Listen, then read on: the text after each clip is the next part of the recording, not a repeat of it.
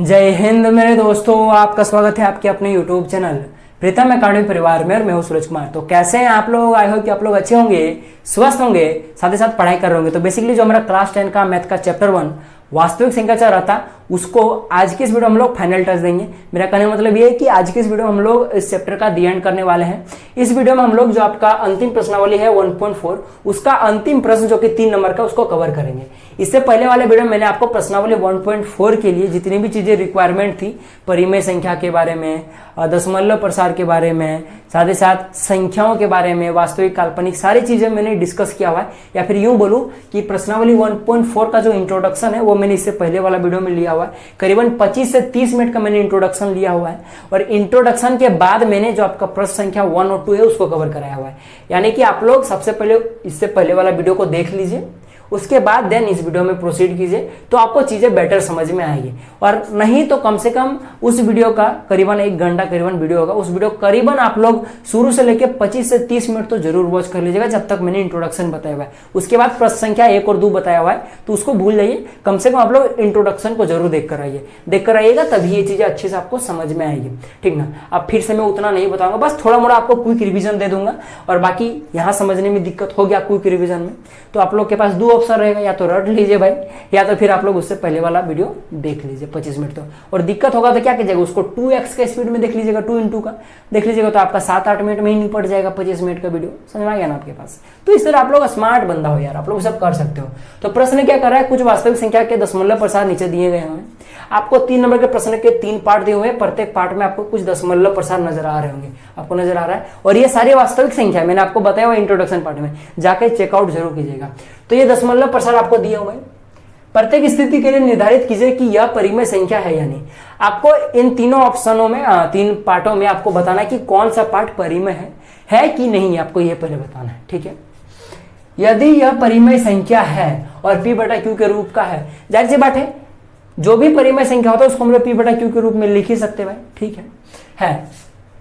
तो Q के अभाज्य गुणनखंड के बारे में आप क्या कह सकते हैं? आप प्रश्न सीधा सीधी करा कि ये जो तीनों पार्ट है, सबसे पहले तो आपको ये बताना पड़ेगा कि ये परिमेय संख्या है या नहीं। अगर है तो जाहिर सी बात है उसको P/Q के रूप में लिखा जा सकता है। तो Q के बारे में आप लोग क्या बोल सकते हो, Q के अभाज्य गुणनखंड के बारे में आप लोग क्या बोल सकते हो? तो यही चीज आपको प्रश्न पूछा है। अगर कोई परिमेय संख्या है, नहीं है तो भूल जाइए, कोई बात नहीं, नहीं है तो छोड़ दीजिए, ठीक ना। लेकिन है तो उसका Q जो है, हर के बारे में आप क्या बोलोगे, क्या बोल सकते हो? तो बस यही प्रश्न पूछा है। तो मैं थोड़ा सा कुछ बताता हूं आपको, यहाँ ध्यान से देखिए। और ज्यादा अच्छा से अगर फील लेना तो इससे पहले वाला करीबन इंट्रो तो जरूर देख लीजिएगा, ठीक है। तो बेसिकली जितने भी परिमेय संख्या होते दुनिया में, सारे परिमेय संख्या के जो दशमलव प्रसार होते हैं वो 2 टाइप के होते हैं, एक शांत और एक अशांत आवर्ती। अशांत आवर्ती। शांत का मतलब क्या होता है? ऐसे दशमलव प्रसार जो कुछ समय बाद जाके खत्म हो जाए। जैसे कि इसका एग्जांपल देख लीजिए, ये 9 में जाकर रुक गया है और आगे नहीं बढ़ रहा, तो ये क्या हो जाएगा? शांत दशमलव प्रसार हो जाएगा। अशांत आवर्ती का मतलब क्या होता है कि ऐसा दशमलव प्रसार जो पॉइंट के बाद चलते चले अनंत तक बढ़ते जाएगा, लेकिन एक स्पेसिफिक पैटर्न में वो खुद को फॉलो करेगा। जैसे कि मैं बोलूं 3.3333333, ये संख्या क्या है कि अशांत आवर्ती का एग्जांपल हो जाएगा। जैसे 10/3 भागा देकर देख लीजिए, 3.3333 आएगा। तो 10/3 जो परिमेय संख्या है, उसका जो दशमलव प्रसार हो जाएगा वो अशांत आवर्ती हो जाएगा। अब शांत क्या होगा? आप लोग 10 को 5 से भागा देकर देख लीजिए, 10 को 5 से भागा के देखिएगा तो क्या आएगा? 10 को 5 से भागा देख लीजिए, ये आपका 2 आएगा। तो 2 का आप लोग लिख सकते हो 2.0 लिखा जा सकता है। पॉइंट के बाद कुछ दूरी के बाद ये खत्म हो गया। या फिर ऐसे बोलिए, आप लोग 15 को 2 से भागा देकर देख लीजिए, देखिएगा 7.5 आ जाएगा। तो 7.5 क्या है? पॉइंट के बाद कुछ देर बाद रुक गया है। तो ऐसे दशमलव प्रसार क्या होता है? शांत होते हैं। और अशांत के बारे में मैंने बता ही दिया। आप लोग 7/3 कर दो, 7/3 कर दो, ठीक ना। या तो फिर आप लोग 10/3 कर दो, 10/3, 7/3, ये सब क्या हो जाएगा? अशांत आवर्ती का एग्जाम्पल है, ठीक ना। और दशमलव प्रसार ये सब तो मैंने बहुत पिछले वाला वीडियो में बताया, तो आप लोग वहीं जाकर चेकआउट कीजिएगा। पर आपको इतना समझ में आएगा ना, तो बस आपको इतना ही काम है फिलहाल इस वीडियो के लिए, ठीक ना। अब भाई कोई परिमेय संख्या है, P/Q है, ठीक ना। अगर उसका दशमलव प्रसार शांत है तो उसका मतलब क्या होता है कि उसका जो हर है, ये मैं नया चीज बता रहा हूं, इसको ध्यान से सुनिए, इसी से आपका ये प्रश्न बनेगा। कोई अगर परिमेय संख्या उसका दशमलव प्रसार अगर शांत है, ठीक ना, इसको p को q से भागा दे लीजिए, उसका दशमलव प्रसार शांत आ रहा है, कुछ दूरी के बाद, कुछ पॉइंट के कुछ दूरी के बाद वो रुक जा रहा है, तो उसका जो हर होता है, तो हर का जब आप लोग अभाज्य गुणनखंड कीजिएगा ना, तो देखिएगा हर में हमेशा आपको 2 और 5 नजर आएगा और कुछ नजर नहीं आएगा, या तो 2 नजर आएगा या तो 5 नजर आएगा या फिर दोनों नजर आएगा, लेकिन इसके अलावा कुछ नजर नहीं आएगा। हाँ, ऐसा हो सकता है कि 2 के पावर में कुछ रहे और 5 के पावर में कुछ रहे, और ये जो n और m है, यानी कि 2 के पावर में जो है और 5 के पावर में जो है, यानी पावर में क्या हो सकता है, एक पूर्ण संख्या हो सकता है, यानी n और m क्या यहाँ पे पूर्ण संख्या है, ठीक ना। मैंने बहुत अच्छे से बताया हुआ है, फिलहाल अभी इतना याद रखें कि 2 और 5 नजर आएगा ही आएगा। अब 2 का पावर 100 भी हो सकता है, 2 भी हो सकता है, 0 भी हो सकता है, 5 का पावर आपके पास 7 भी हो सकता है, 8 भी हो सकता है, 2 भी हो सकता है, कोई इस पे कोई बड़ी बात है नहीं, ठीक ना। तो इस तरह करके दोनों नजर आएगा, फिर दोनों में से कोई एक नजर आएगा, मैंने बहुत अच्छे से बताया हुआ है, ठीक है। तो इस टाइप क्या होता है, ये शांत होता है, ठीक ना। अब कोई परिमेय संख्या आपके पास है p/q, ठीक ना, जिसका दशमलव प्रसार आपके पास क्या आ रहा है, अशांत आवर्ती आ रहा है, यानी पॉइंट के बाद हुआ कुछ पैटर्न के बाद फॉलो कर रहा है, जैसे कि मैंने बताया था 10/3, 7/3, देखे भागा देके देख लीजिए आप लोग, ठीक है जी। तो बेसिकली इस टाइप के परिमेय संख्या में जो आपके पास हर का जब आप लोग अभाज्य गुणनखंड कीजिएगा, तब इसके अभाज्य गुणनखंड में इन 2 और 5 के अलावा और दूसरी संख्या इन्वॉल्व होंगी। एक की बात नहीं कर रहा हूं, एक तो सब में होता है, एक को छोड़ने के बाद 2 और 5 के अलावा 3 होगा या तो 7 होगा, कुछ भी हो सकता है, पर 2 और 3 के अलावा दूसरी कोई और संख्या मौजूद होगी, ठीक ना। तो उस टाइप के जब भी आपका अभाज्य गुणनखंड मिलेगा हर का, तो उसका दशमलव प्रसार क्या होता है, अशांत आवर्ती होता है। आपको समझ में आएगा, इतना दूर आपको समझ में आ गया ना, बस आपको यही काम करना था, इसको स्क्रीनशॉट ले लीजिए, बस आपको इतना ही काम देगा, इतना ही आपको सीखना था, ठीक ना। तो अब देखिए 1 नंबर का प्रश्न आपको देखिए क्या समझ में आ रहा है कि ये 9 के बाद खत्म हो जा रहा है, यानी कि ये शांत है, तो हम लोग क्या लिख सकते हैं, चूंकि दशमलव प्रसार शांत है, क्योंकि कुछ दूरी बाद वो खत्म हो गया, पॉइंट के कुछ दूरी बाद, इसीलिए हम लोग क्या बोल सकते हैं, शांत होता है। तब उसके जो Q होता है, हर होता है, हर में हमेशा, जो कि यही प्रश्न में पूछा गया है कि Q का अभाज्य गुणनखंड में क्या होगा, तो Q का अभाज्य गुणनखंड में हमेशा 2 और 5 होगा, तो यही हम लोग लिखेंगे Q, जो कि Q क्या है, यहाँ पे मैं ब्रैकेट में लिख देता हूँ हर, ठीक ना, K नहीं, यहाँ का कर देता हूँ, थोड़ा अच्छा लगेगा, का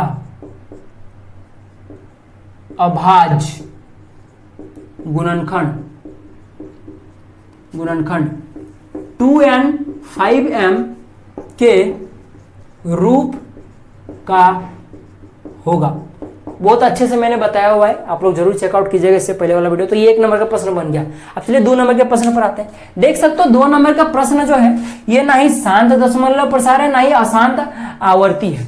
ये कुछ पॉइंट के बाद कुछ स्पेसिफिक पैटर्न में फॉलो नहीं कर रहा है। अब इसमें बहुत सारे बच्चों को कंफ्यूजन होता है, बोले सर दिखने में तो एक ही जैसा है, देख सकते हो यहाँ पे 120 है, यहाँ पे देख सकते हो 1200 है, यहाँ पे 12,000 है, तो बोलेगा सर ये तो ठीक है, तो बढ़ रहा है सर, ये अच्छा ही तो दिख रहा है, यानी कि ये तो आपके पास शांत आवर्ती हो जाएगा। नहीं बबुआ, आवर्ती का मतलब क्या होता है, कोई फिक्स नंबर 120 और 1200 एक संख्या नहीं है, अलग अलग है, बहुत डिफरेंस है दोनों में। इस टाइप की संख्या जो होती है वो आपके पास अशांत आवर्ती में नहीं आती है। तो ये कौन सी संख्या होती है, ये अशांत अनावर्ती होती है, अनावर्ती, जो कि पॉइंट के बाद कोई एक सीक्वेंस फॉलो ना करे, वो ठिकाने जो मन से आता जाए, तो ये क्या हो जाएगा, अशांत अनावर्ती हो जाएगा। और जो अशांत अनावर्ती होता है ये कभी भी परिमेय संख्या नहीं होता है। तो डायरेक्टली आपको लिख लीजिएगा, चूंकि डायरेक्टली दीजिए ना, यह परिमेय संख्या नहीं है, सीधा सा बात है, यह परिमेय संख्या नहीं है। क्यों? क्योंकि दशमलव प्रसार अशांत अनावर्ती है, अशांत अनावर्ती है। चलिए अब हम लोग 3 नंबर के पार्ट पर आते हैं। बेसिकली 3 नंबर के पार्ट पे आप लोग देख सकते हो 43.1 2 3 4 5 6 7 8 9 पर बार लगा हुआ है, यानी कि पॉइंट के बाद ये सारी संख्याएं बार में है, यानी कि ये बार बार रिपीट करेगी। आपको 1 2 3 4 5 6 7 8 9, फिर से 1 2 3 4 5 6 7 8 9, फिर 1 2 3 4 5 6 7 8 9, इस तरह करके ये अनंत तक चलती जाएंगी, ठीक ना। तो बार का मतलब यही होता है बेसिकली, जैसा कि मैंने बताया। तो इस टाइप की बार वाली जितनी संख्या होती है वो अशांत आवर्ती के फॉर्म की होती है, यानी कि ये अशांत आवर्ती वाला दशमलव प्रसार है। तो इसीलिए आप लोग यहाँ पे लिखेंगे, चूंकि दशमलव प्रसार अशांत आवर्ती है, इसीलिए जो आपके पास Q है यानी कि जो हर है उसका गुणनखंड क्या होगा आपके पास, हर का अभाज्य, कौन सा गुणनखंड, अभाज्य वाला, अभाज्य गुणनखंड जाहिर सी बात है 2n और 5m के रूप का नहीं होगा।